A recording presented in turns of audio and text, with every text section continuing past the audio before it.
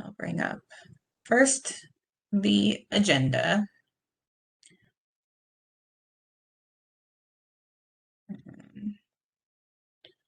So hopefully that shows up on the screen. So we'll start with a call to order. Call this meeting to order, 12:08. Oh, I forgot actual adoption of the agenda, but since we're not really a decision-making body, I don't think it really matters too much. So then we'll go over the presentation. This was my, I don't know, we can come up with a better title. If you don't know, oh yeah, you're sharing it I keep forgetting, like keep going, oh, you don't have to share it, I got it right here. Yeah, no, sharing for the people watching the video. Eric just said that he can't make it, he has an emergency at work. All right, so it'll just be you and me making the decisions, I guess. Yeah. Sorry. So yeah, I thought maybe we can come up with a better title. I just was putting something in there. And this part I wanted us to actually rewrite in our own words. I pulled this from the Jacksonville, Florida charter. It's their declaration of ethics policy that sort of just starts their section on ethics. And I thought it was just really great the way it laid it out, like the importance of the ethics policy. And I think this would be a really important piece to include in our amendment, because that'll make it more clear to the voters. Right. Why of what we're proposing. So I would like us maybe over the next few days to kind of reword this for us. And I do really like it too. Like when I read it, like, wow, that sounds good. So maybe I could just change words, just go with that basic, that premise, and we can come up with something that's very, very similar and very, but because I think that's very well put and kind of I was having a hard time because it was so well written. I was like, gosh, how do you change this to make it in our own words? And then I wanted to, so presenting to the body, I just wanted to go over the differences between personal ethics versus government ethics. I hear this all the time from people. Oh, but they're so nice when they talk about politicians. Oh, they're so nice. They're so nice to me. They're kind. They're respectful. They're all these things that we attribute to personal ethics. But that doesn't negate any bad behavior as a representative, which, it's like very clearly no conflicts of interest, independent judgment, transparency, fairness, and the big one, no personal gain, which is something we've been seeing more and more of across the board. The other thing we might want to include in this presentation is a look at trust in government, because trust in government, less than half of Americans trust their government. Right. And so that's like having these strong ethics policy brings us up to and creates trust in government, because there is a lot of issues that definitely around personal gain, people profiting from their positions, people helping their friends profit from their positions. And then, so it's like just kind of re-emphasizing that you can be ethical on a personal level. These are like the clear things. You can be ethical on a personal level by giving gifts, getting gifts, helping your friends get a job. These are things that make you a good person, but not a good government official. That totally makes sense. And it's so funny because I was going through it with it's talking, with DEI issues as well. You can have like zero animus, but it's not your, and be a nice person and stuff, but it's your intent. It's the impact of what you do that really matters, not necessarily intent. If the impact is, supports white supremacist policies and that kind of thing. Yeah. And so that's the same kind of deal. Let's see here. The picture is actually covering my presentation. Here we go. We also want to talk about what's the purpose of government ethics. Obviously, it's to educate employees, public employees, and also representatives. So I think, does it, this should also say representatives, public employees, and elected officials. So where are you at? You're looking on slide 4? This should be 5. Okay. So purpose of government ethics is the title of the slide. So it's Okay. to educate the public employees and elected officials about their important role in American democracy. If they personally benefit from holding a public position, it leads to unfairness and a breakdown of our democracy. You could add the and decreases public trust if you want to put that there as well. I don't know, but I like the fact that you brought up that people don't trust the government, and like, how do we get that back? By being Yeah, so I ethical. was thinking we can add that in as a slide. There's plenty of studies we can like polls we can reference on that. I wish there was something local, but I haven't seen anything more localized. Oh, I misspelled determined. Determined.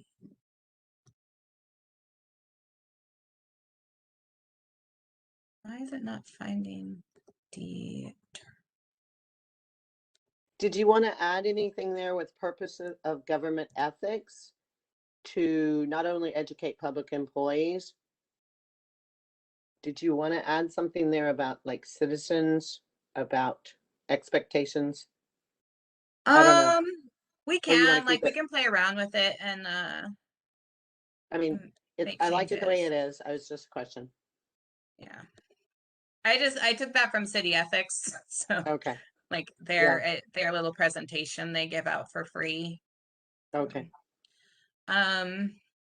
So it's just an overview of the current county policy on slide 6. That ethics code and enforcement is determined by the county council, and then if the county councilor is charged with violating the code of ethics, an ad hoc ethics review committee is formed, which consists of 2 other counselors chosen by the majority of the council, and then 1 citizen chosen by 2 counselors, and that citizen is then chairs the committee. And the penalties are a slap on the wrist. Right. And the penalties is like a public admonishment, or they're removed from committees they sit on. That's like the harshest punishment is a removal from committees. And I think that's not, I mean, that's nothing. And that doesn't even cover like other branches of county government. It doesn't cover what happens if it's like the county manager. Right. So it would be good to have more like strict policies there. And then going over the Pierce County model, they do an independent ethics review commission, and the violations of the ethics code are sent to them. The commission is 4 members appointed by the county council, 1 member appointed by the county manager. 1 member must be a lawyer licensed to practice law in the state of Washington, and then the rest of the members just have to be registered voters, and no member can be an elected or appointed Clark County government official or an employee of the county. And in this case, the code of ethics would apply to county elected and appointed officials. And not county staff or. And not county staff. So we would probably end up tweaking that, right? Or consider tweaking it if we were going to do something like that. So the Independent Ethics Review Commission, do you know if they're in those 4 members appointed by the county council, if those are county council members or? No, I think that they're like they're citizens. Citizens. Okay. And so then going over a more extensive model, which is the Jacksonville, Florida model. This provides for an independent ethics commission whose membership shall all be appropriate subject matter, should have appropriate match subject matter expertise, which I like better. I think that an ethics commission should be full of people who actually understand ethics. Right. And then it also establishes the Ethics Oversight and Compliance Office and the Office of Inspector General. And we'll get into more detail later on that one. Ethics Code has a jurisdiction over all county officers and independent agencies and districts, whether elected or appointed, paid or unpaid. And then, so the role of their independent ethics commission is to manage an ethics hotline for intakes of allegations of violations of the ethics code. They manage and coordinate training and education for officers and employees in the state and local ethics. They have authority to refer, and this is the part I really like. No, the next one is the one I really like. But they have the authority to refer ethics matters to appropriate enforcement agencies. They recommend, this is the part I like, they recommend the changes in legislation to the county council in areas of ethics, laws, administration, conflicts of interest, hotline policies, ethics education, ethics procurement, campaign ethics, and lobbying. Because currently the county council writes, and across the also with Pierce County and ours, the county council writes the ethics code. And the ethics code is it's limited. It doesn't, it talks more about being a good person and not about having a fair and equitable government. So I think having that ability of the commission to propose changes to the actual code of ethics and to the laws and ordinances surrounding it, it makes it better. And then they have the jurisdiction to level civil fines and penalties, which gives it more teeth. Yeah. As opposed to the slap on the wrist they get now, with the highest penalty being a removal from the committees they sit on. And then they act as a hiring committee for the administrative staff of the Ethics Oversight and Compliance Office. And their enforcement power is limited to the ethics code authorized by their charter. Let's see. So then the role of the Ethics Oversight and Compliance Office and the Office of Inspector General. So the Ethics Oversight and Compliance Office coordinates the ethics training. They coordinate ethics compliance and ethics oversight issues, and they staff the ethics commission, which they're sort of that's the weird part, is they're sort of in their charter, they staff the ethics commission, and then that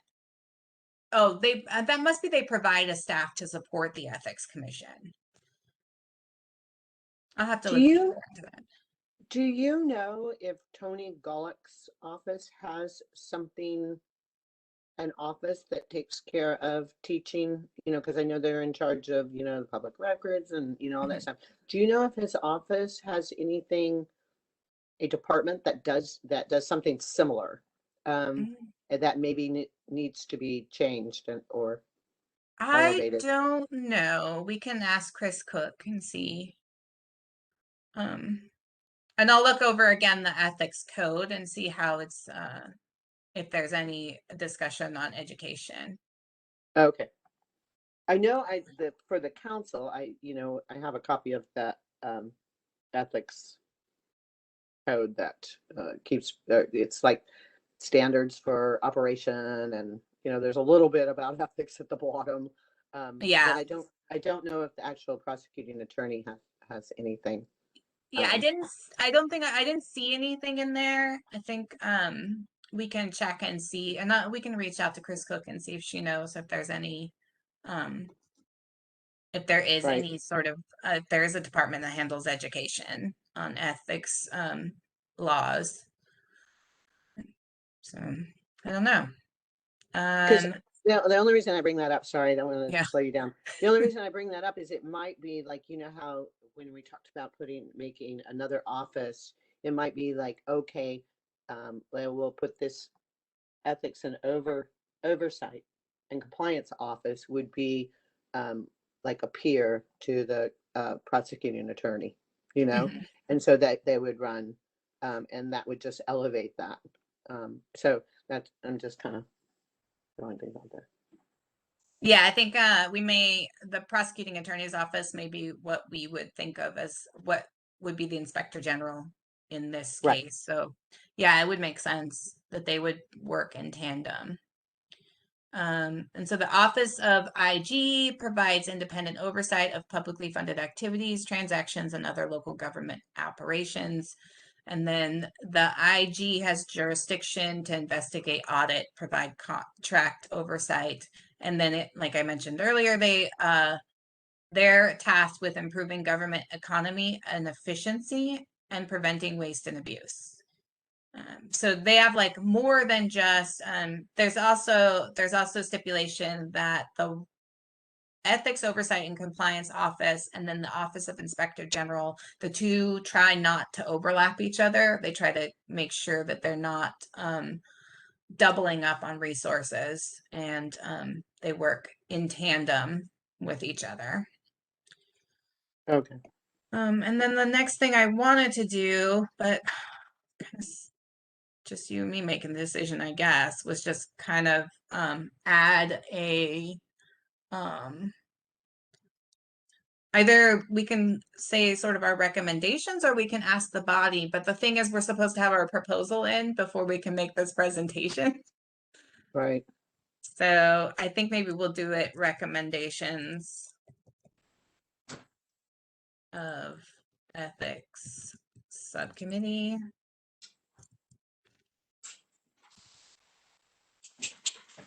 I'm a mathematician. I don't spell. So I think, I mean, obviously we want to form an ethics commission, independent.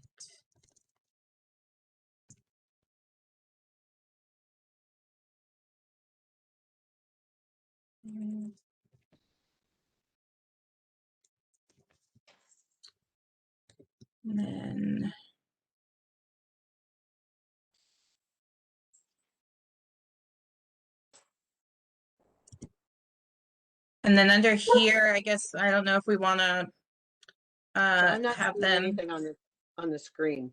Yeah. I still see the agenda. Oh, okay. Yeah.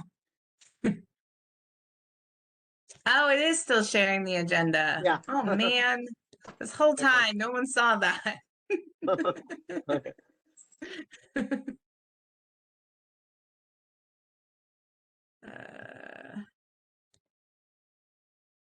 Should be. There we go. Is that better? Okay. So, Okay. man, Okay. whole time no one has seen that presentation when they're watching this recorded video. I'll have to go through it again, maybe. I don't want to. Or you can just ask Tina to share it to the page. Yeah. So basically, so I think our recommendations, you and I can decide. I think obviously formation of independent ethics review commission, and let's see, let's go back. You can go take back kind to of, I think, slide. Yeah.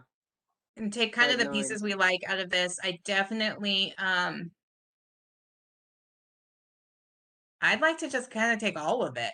I don't really see anything in here that bothers me. Me either. I did change county council here, but not down here. Change this down here. County council. No, I like all of that actually. Yeah, I think I'm just gonna take it all. Yeah, I do. Don't see any reason. I don't know if this is all gonna fit on one slide though. And then I think then the other thing is formation of Office of Ethics Oversight and Compliance.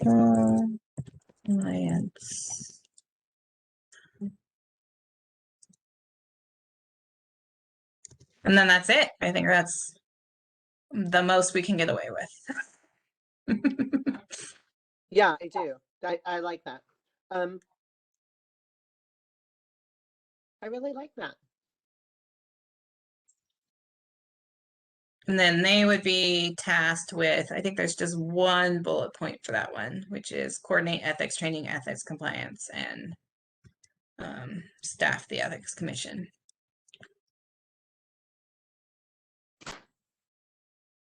Right.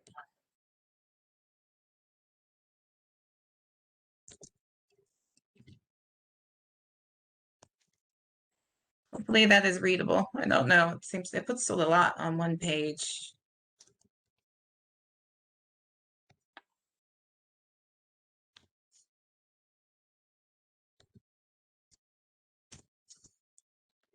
That looks good.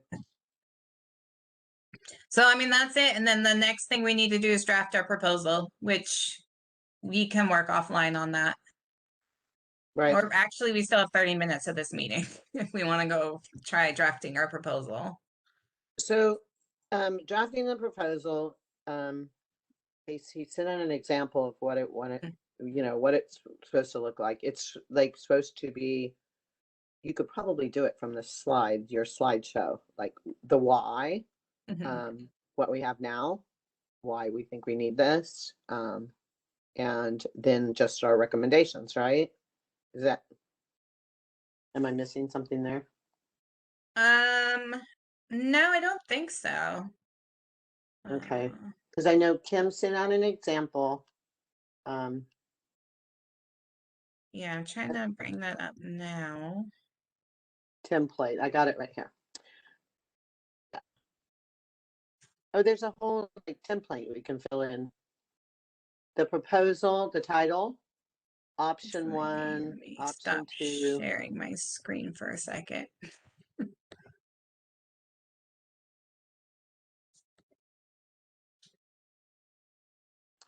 So if we were gonna go ahead, if we were going to do this as like an option one, option two, or just this is our recommendation. I think because of the fact that we don't have time to get feedback from the body before we do our initial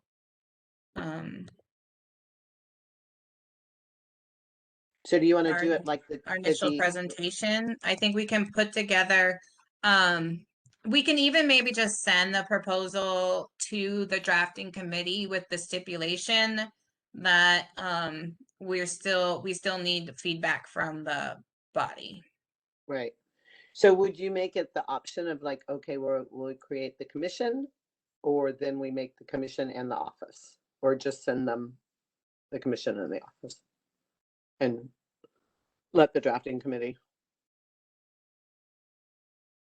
You know what I mean? Like we're doing with the DEI things, like either we have a, DEI commission and we have an office, the same type of. Yeah, we can do it the same way. Or we can stick them to making sure they create the office by putting option one as the office and option two adding the inspector general. I know. I don't, yeah, but I like how you worded it a little while ago. Instead of saying inspector general, you called it something else. You called it office of. Well, that's they so let's see. Bring this up here. This is in your slideshow you had on that last slide, you called it something else, and I think that, and I liked that.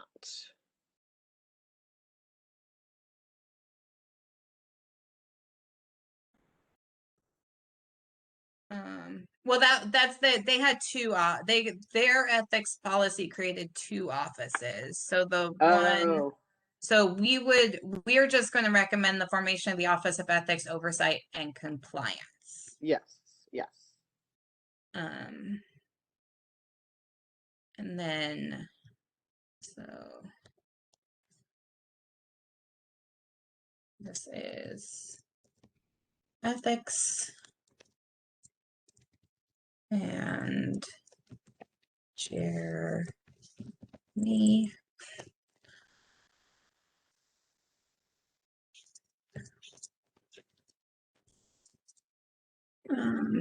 Amendment proposal title. What did you have there? You had in your slideshow.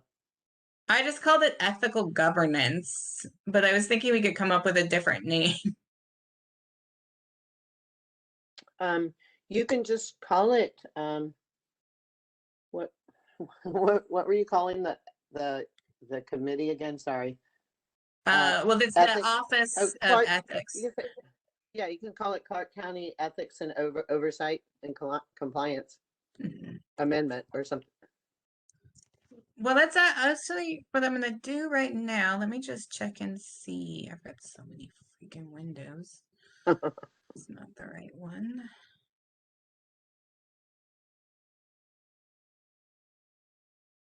Oh, my research windows, I'm looking for the policy. I think it's on this one. Nope, that's not it. Or you can just call it Ethics Commission. Or not, because that would, never mind, that wouldn't do it. Ethics Oversight and Compliance. Clark County Ethics Oversight and Compliance. Yeah, I was trying to find what they called their section in the Jacksonville charter. Oh. But I can't. I don't know. I lost it. So, well, yeah, we'll just call it Well, what was the last one you said? It sounded good. It's Clark County Ethics Oversight and Compliance. But feel free to change that afterwards when you're looking at best practices from other places. I think that we totally agree with the the base.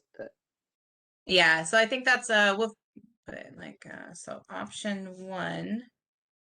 I feel like we should just do the one option. So formation of independent ethics review commission, or maybe we just call it independent ethics commission. Yes. Since they do more than just review. Yeah. And a compliance, ethics oversight and compliance office. Why does it keep going down to the next one? Their thing. Huh. Now I can type in there for some reason. Yeah. And then and ethics and oversight of ethics, oversight, and compliance. I don't think we should have an option 2. Yeah, okay. Or I guess we could put option 2 is we can put food formation of office of inspector general. The only reason I don't really like the inspector general term, for some reason, that makes me think of I don't know. I just think people are going to be going, "What's an inspector general?" Yeah, if you've never worked in government, you probably haven't heard the term, but it's very common. I mean, the military, we have an inspector general, usually several inspector generals, because you have different levels of inspector general. But it's just basically like the ultimate office that upholds the codes and Okay. you know, like they basically oversee and make sure everything's done by the book. Okay. Explanation or summary of the proposal. So why don't you, that whole last slide that you put, you know, when you made your slide, Yeah. would go right there at the first question, I think. Right? How would the charter need to be amended to enact? Yeah. Well, maybe I'll look over, because I'm trying to think, like, what is the current charter example based on proposal? Change frequency of charter process. Oh, okay, so I see. Proposal is formation of independent ethics. Right. And I'll make this more detailed because we're just outlining right now. Right. And I'll put together something a little bit more detailed, but especially with the specifics of what the commission does and what the Office of Oversight does. Oh, perfect. And then I'm going to take away this highlight because and I can't seem to take away the highlight. It won't let me. Yeah, that's odd. So annoying. Yeah, I'm definitely going to retype this on a fresh document. So, Okay. and so how would the charter need to be amended to enact the amendment summary, not specific language changes? That is for later. Well, we don't have anything like that in the Yeah, charter no. now. So that Does not currently exist in charter. Will need to be a new section. right. And then this one goes in, is it 8? You mean what section? Yeah, Oh, in the charter? I would have to pull that up too. I'm not I really think sure. it's Article 8. If I remember correctly. What is the hold up. Or just it would be its own new section. Yeah. Will be a section of, new. I believe, Article 8. Okay. Although I really like the way that it starts on the Jacksonville Charter, it's Article 1. I know. Yeah, I think it's Article 8, general provisions. Okay. But you can look at that when you add to that. So new section in Article 8. And then what articles or sections are affected and why? And I don't think this affects anything. I'll have to go back and review the charter to make sure there's nothing else in there, but I don't think this actually affects anything. It may add.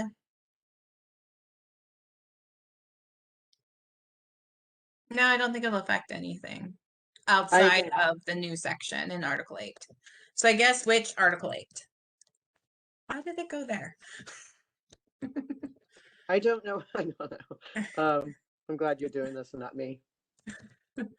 Article 8. Yeah. And I will definitely this box isn't even big enough. So yeah, I'll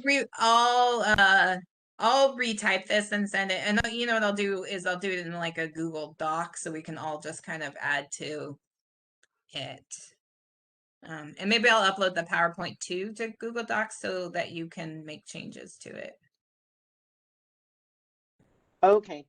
Yeah, because it doesn't really necessarily have to be in those boxes. Because if you see the example below, yeah, that's what I was thinking. I'll do a full write-up right, with more detail because I mean we can't fit all the detail of what what these two things do in this box anyways. right. And it'll be easy pulling it from the slide. And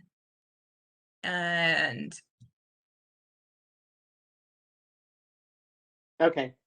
Yeah. so Okay, cool. Sounds good. I like it. I think that, let's go back to sharing.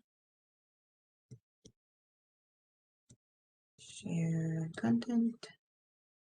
Screen one. So back to the agenda. That would be, do you have anything for the good of the order? No, not really. Me neither. So No, I'm good. we can adjourn this meeting and get 17 minutes back of our lunch. Okay, great. Thanks for all the work, Dorothy. I really appreciate it. Yeah. Well, this Okay. is my passion. So I'm really I know. happy that it became one of the top 5 priorities. Like, Oh, me too. Me oh. too. Yeah. Okay. Yeah. Okay, great. Yeah, so Okay, I'll well, try to thank get you. something to you guys. Ooh, it's already Thursday. We're supposed to have these in by end of tomorrow. Yeah, you can just I mean, I think that, we pretty much went over everything. All you got to do is type it up. So Yeah, so so I don't think you I'll really have to get an okay from us. You can just go ahead yeah. and I'll yeah. type it up tonight and send something out to you guys. Yeah, and just kind of look over that section, the what is it called? Article 8. And look over the Declaration of Ethics Oh, Policy. okay. And so Do we that. can kind of try to figure out something on our own. Because I'd like to make sure that's included in the proposal, that we'd like our ethics policy, our proposal to start with this. Like, we want to start with a declaration of ethics policy. Okay. Okay, sounds great. All right. Okay, thanks. Have a good day. Bye. Bye.